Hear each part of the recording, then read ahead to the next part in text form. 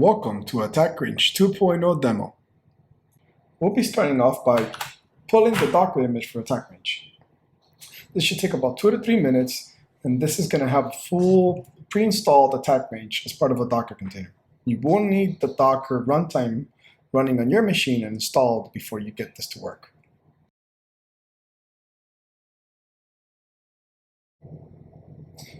After a Docker image is fully downloaded, the next step is to run it.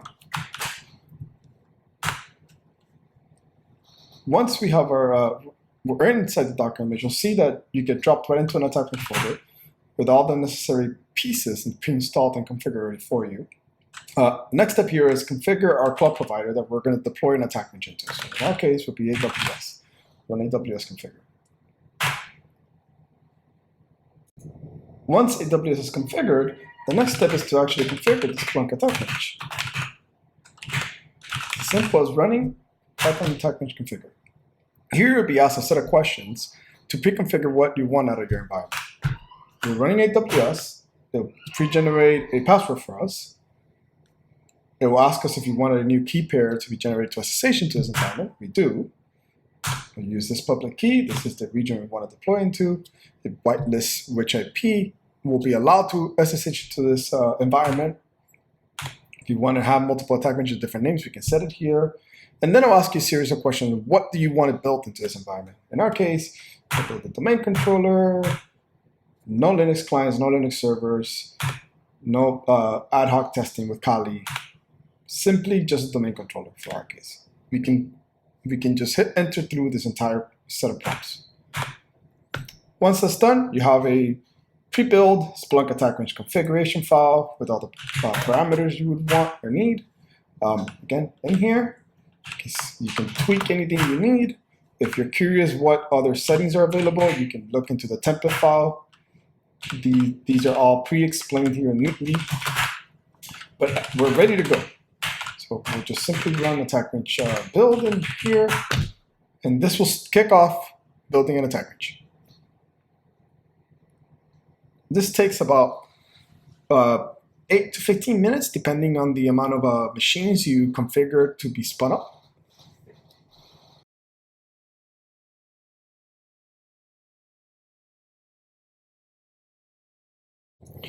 Once completed, you get a nice output telling you what machines got built. Specifically, in our case, we have a Windows domain controller and a Splunk server, their IP addresses, and ways to log into them. In Splunk's case, we can log in via the web UI or SSH right into the machine and control it like a regular machine. Here's the username and password. As well as in the Windows domain controller, same story. We can RTP right into the machine since it's a real full-blown domain controller pre-configured with everything we need in it. Now, let's quickly launch an attack using Simulate. To simulate an attack, we have a few options in the Attack Range. We run Simulate and pass the help flag. We can see there are multiple simulation engines actually we can select from. The one by default is Atomic Red Team. If you're not familiar with the project, I highly recommend you to search for it. They're pre-built attacks. Or alternatively, there's also Purple Sharp. Purple Sharp was built by our very own Mauricio, and it allows you to run full-blown adversary simulations or multiple attack stages into the range. It's pretty amazing. Today, we're going to use the default out-of-the-box Atomic Red Team for this example. And really, the two required arguments for simulation are a target, which is in our case, we're going to simulate an attack against the Windows domain controller, and the simulation technique. And this equates to the MITRE technique ID specifically for the atomic in Atomic Red Team. It equates to the atomic in Atomic Red Team. In our case, for example, we'll use credential dumping, which is a very common technique for dumping credentials in a Windows domain controller. To run a simulation, we simply run Python Attack Range, PY, pass it again, target. In our case, is the Windows domain controller. This would be the name of the machine and the simulation technique. And we're going to pass it credential dumping, which is T1003.002. Oh, I forgot. One important thing right here, which is the actual simulate action. There we go. This will run all the attacks in the Atomic Red team on this technique against this domain controller. After it's done, we're going to log into the Splunk server and see the results.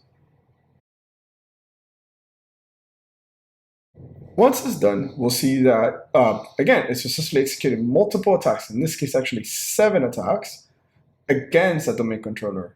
One is registry dump of sans and creds, another one is registry with PyPyCats, registry parse with PyPyCats, another one using ESET utils, power dump, etc., etc., etc. Again, all these attacks are pre-built and documented by the Atomic Red Team project. Now with all that, let's see if we can actually log into a Splunk server and find or detect these attacks that got ran against this domain controller. So next step here is we're going to run show again. And now we're going to hop onto our browser and log into Splunk. Using the credentials and web address provided by the attack range output, we'll go ahead and log into our Splunk server. Here we are logged into Splunk, and you can see it already has a landing page tracking the different simulations ran against this environment, as well as all the necessary apps pre-installed and configured that we would use for detection development. One of the most important ones for us is Enterprise Security Content Update, ESCU, which is where different detections are developed, and you can see here about 904 detections included as part of this package that any customer can run. In our case, again, just to show the example of this attack we just launched, I'm going to go right into the search window, and I'm going to paste a known detection we have for finding attempted credential dump against reg.exe, which is one of the attacks you just saw launched. And if I run this, and this detection is actually, let me quickly cover it. It looks at the endpoint data model, since attack range already becomes pre-built with our data models and data normalized into it. This will work out of the box, and it's looking for reg.exe or command.exe being ran with the word save across multiple or different registry keys that could contain credentials in them. So this is a way to dump credentials off of registry keys. If I run it across the 24 hours, we should see, oh, there it is. We see results, which are basically the processes that attempted to dump credentials from Atomic Red Team in our Windows Domain Controller box, Windows DC box. Hi, I'm Mauricio, and in this short video, I want to show you the integration between Attack Range and Purple Sharp. This integration is going to allow Attack Range users to easily launch automated multi-step attack simulation playbooks using the Attack Range command line tool. So it makes it really easy. Let's go ahead and check it out. First, I'm going to show you that I have an Attack Range up and running with a few hosts online and ready to be used. So now let's move on to the actual simulation playbook. So this is a JSON playbook, a simulation playbook that is going to be executed by Purple Sharp to execute a series of techniques trying to mimic what I would call a low sophisticated threat actor going against an Active Directory network. So through the techniques, first we're going to do some discovery, like executing who am I, and using PowerShell to enumerate local accounts, specific domain accounts, specific domain groups within the network as well.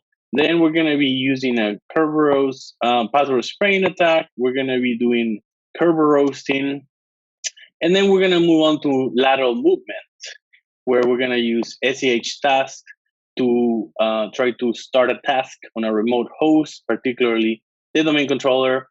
Then we're going to try to create and start a remote service on the domain controller and using sc.exe, and finally move laterally using wmic as well. So let's go to the attack range, and from here we have the playbook, and all I'm going to have to execute is this. From the attack range command line tool, we're going to execute this simulation playbook using Purple Sharp and against this host. So Ansible is going to take it from here and it's going to execute those 10 techniques. So I'm gonna pause this video until this finishes, so we don't have to wait. So after a few minutes, the simulation execution completes, and we get some results from PurpleSharp, but we're not gonna focus on this. We're just gonna straight to our login platform, and I'm just gonna refresh this dashboard that I created to hunt for and look for some of those indicators for the techniques that we just executed. So as you can see, we see who am I being executed. We see get local user in PowerShell. We see the attacker enumerating users using PowerShell and get AD user. Also get AD group, specifically looking for the groups that we define on the playbook. And then we see the lateral movement, SC being used to try to create a legit updater service on the domain controller. Same goes for SCH task, creating a remote scheduled task, legit scheduled task. And finally, WMIC executing calc on a remote host. So, quick video to show you the integration that allows attack range users to easily execute complex multi-step attack simulation playbooks from the attack range command line. Thanks, everyone. Bye.